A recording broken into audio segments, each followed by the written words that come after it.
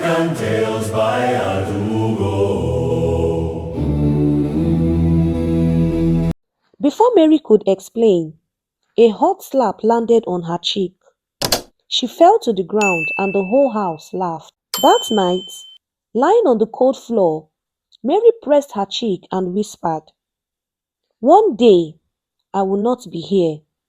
One day, they will see me shine." A week later, something unexpected happened. A woman from the neighborhood, Madame Kene, noticed Mary as she fetched water at the compound tap. Unlike others, she did not see a ragged housemaid. She saw a spark in Mary's eye. "My child," Madame Kene said gently, "you look too young to be carrying such heavy load. Whose daughter are you?" Mary hesitated, afraid of saying too much. "I am from the village," she said softly. "I live with Uncle Patrick." Madame Kene nodded slowly, her eyes narrowing. She had seen how Mary was treated in that house. That evening, she visited and greeted Aunty Ngozi. In the conversation, she casually said, "That girl Mary is very sharp. I saw her today and I could tell she is not ordinary." Aunty Ngozi hissed, "Sharp? Don't mind her. She is only good for housework. Books are not for people like her." But Madame Kene was not convinced. She began to watch Mary more closely. Sometimes, she would call her over and ask simple questions. Numbers, spellings, riddles. Each time Mary answered quickly, surprising even herself. One afternoon, Madame Kene gave her a small piece of paper and said, "Write your name for me." Mary's hand shook, but she wrote clearly, "Mary Chidinma Okeke." Madame Kene's eyes widened.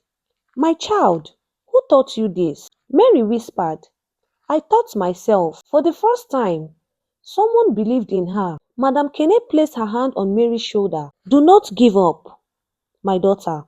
You carry a gift that no one can take away. One day, this gift will open doors for you." But even as Mary's heart lifted with hope, danger was waiting. For Chuka, her cousin, had seen her writing on the paper, and Chuka was not the type to keep secret. That night, while the family was eating, he laughed and said, "Mama, guess what I saw today? That village girl was writing like she is in school. She thinks she is a student." The room grew silent. All eyes turned to Mary. Aunty Ngozi's lips curled into a bitter smile. "So you are still secretly chasing books, after all my warnings?" Mary's throat went dry. She knew she had been caught again. Mary's heart pounded as everyone stared at her. Chuka's mocking laughter echoed in her ears. Aunty Ngozi rose slowly from her seat, her eyes as sharp as a knife. "So you still disobey me?" she hissed. "After all my warning, do you want to bring shame into this house?" Mary fell to her knees, trembling. "Auntie, please. I did not mean harm. I only want to learn. Please forgive me." But Aunty Ngozi's anger was like fire.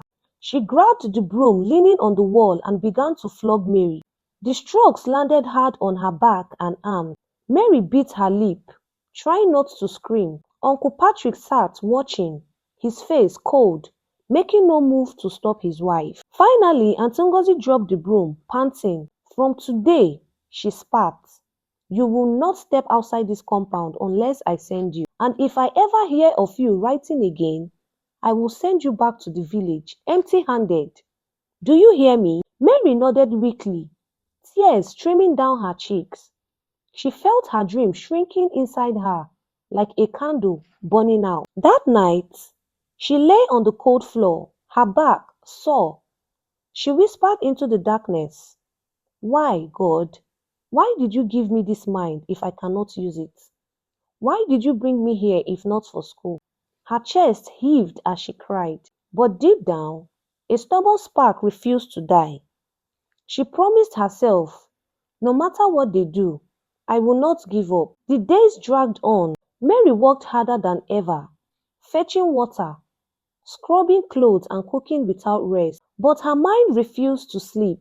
Whenever she carried water, she counted her steps and practiced multiplication. Whenever she swept, she spelled new words in the sand with her broom.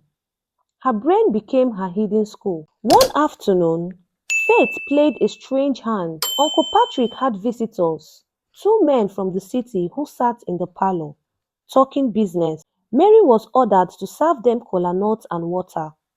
As she placed the tray on the table, one of the men dropped a small notepad from his pocket. Without thinking, Mary bent down and picked it up. Her eyes caught the neat handwriting on the page, rows of numbers and notes. Before she handed it back, she whispered one of the sums she had seen, solving it aloud in her head. The man froze. "What did you just say?" Mary lowered her eyes. "I solved the sum, sir." The man raised his brows in surprise. "Can you read what is here?" He pointed at a line of words. Mary read it smoothly. The room fell silent. Uncle Patrick shifted uncomfortably. "Ah, don't mind her," he said quickly. "She's only a house girl who likes to poke her nose where it doesn't belong." But the visitor did not laugh. Instead, he looked closely at Mary. "This girl is gifted. Where does she go to school?" Uncle Patrick cleared his throat. "Eh? She does not go to school yet. Times are hard." The visitor frowned. "That is a waste. A child like this should be in school. You cannot bury such a talent." Mary's heart leaped, but she quickly bowed her head to hide her joy. After the visitors left, Uncle Patrick turned on her. His face was thunderous. "You will bring disgrace to me one day. Do not ever try to show off again. Do you hear me?" "Yes, Uncle," Mary whispered. But inside, she felt hope growing again. Someone had finally seen what she carried. The next week, trouble struck like lightning. Aunt Ngozi sent Mary to the market with a long list of items. The market was crowded, noisy, and full of thieves. As Mary was buying pepper, a young boy brushed past her and snatched the little purse of money she was carrying. "Thief! Thief!" she screamed, running after him. The boy darted between stalls, knocking over baskets. Mary chased with all her strength, her legs moving like fire. She caught him near the end of the market and held his shirt tight. The crowd cheered. "Small girl, catch am! Small girl, catch am!" The boy dropped the money and ran away. Mary picked it up, her chest heaving, but by the time she returned home, Aunt Ngozi was already boiling with anger. "So you wasted my time in the market, eh? Running like a mad girl. Do you think we sent you here to disgrace us?" Mary tried to explain, but Ngozi would not listen.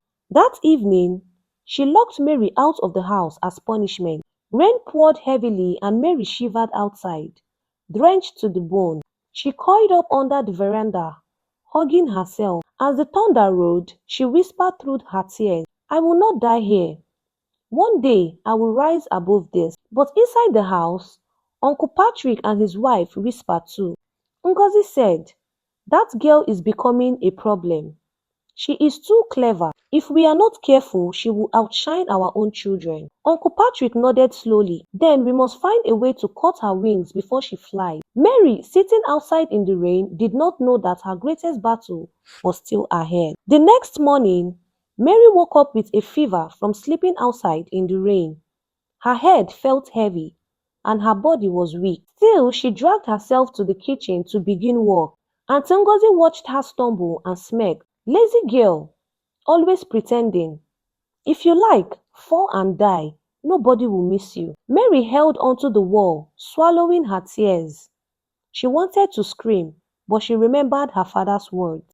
"You are the light of this family. Lights do not die in darkness. They shine." So she forced herself to keep walking. Later that week, Uncle Patrick announced that his eldest son, Chuka, had been chosen to represent his school in a mathematics competition. The whole family rejoiced, but Chuka was nervous. He struggled with sums, and each time he practiced, he failed. Mary watched silently as he fumbled through his work. One evening, when everyone had gone to bed, Chuka whispered to her, "Help me, Mary.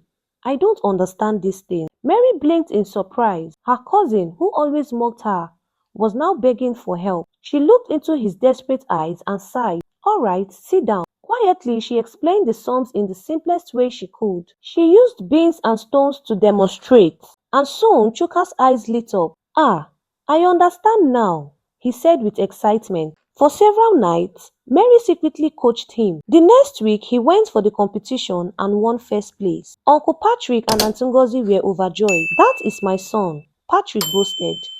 "Intelligence runs in our blood." But Chuka, instead of telling the truth, kept Mary's help a secret. Mary stood in the shadows watching them celebrate, her heart aching.